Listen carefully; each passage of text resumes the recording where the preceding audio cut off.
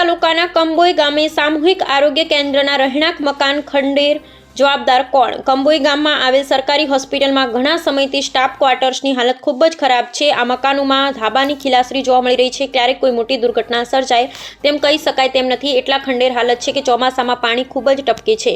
પણ આ આરોગ્ય વિભાગમાં બાંધકામ વિભાગના પીઆઈ યુએન વારંવાર રજૂઆત કરવા છતાં પરિણામ શૂન્ય છે. અધિકારીને બહેરા કાને હથોડા ટીપવા જેવી વાત છે. વર્ષોથી એક જ જગ્યાએ અડીંગો જમાવી ફરજ બજાવતા અધિકારીને કંબોઈ આરોગ્ય કેન્દ્રમાં રહેણાંક ક્વાર્ટર્સને રિપેરિંગ કરવામાં ક્યારે કામ ચાલુ કરાવાશે? અધિકારીની પાલનપુર ખાતે આવેલી કચેરીમાં ગામના જાગૃત વ્યક્તિઓ દ્વારા રૂબરૂ જઈ રજૂઆત કરેલ છે, પણ આ અધિકારીને પોતાની મનમાની કરવામાં ટેવાયેલા હોવાથી આપ ખુદ શાહી વર્તન કરે છે અને આવા ખંડેર હાલતમાં રહેણાંક ક્વાર્ટર્સનું રિપેરિંગ કામ ચાલુ કરતા નથી.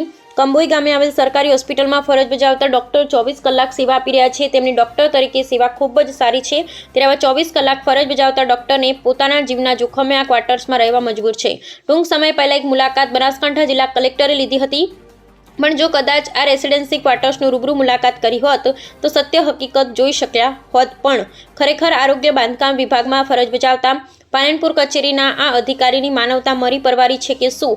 શું અધિકારી પોતાના હોદ્દાનો પાવર કરી રહ્યા છે કે શું? કંબોઈ ગામે આવેલ સામૂહિક આરોગ્ય કેન્દ્રમાં રેસિડેન્સી ક્વાર્ટર્સનું રિપેરિંગ કામ ક્યારે કરાવશે?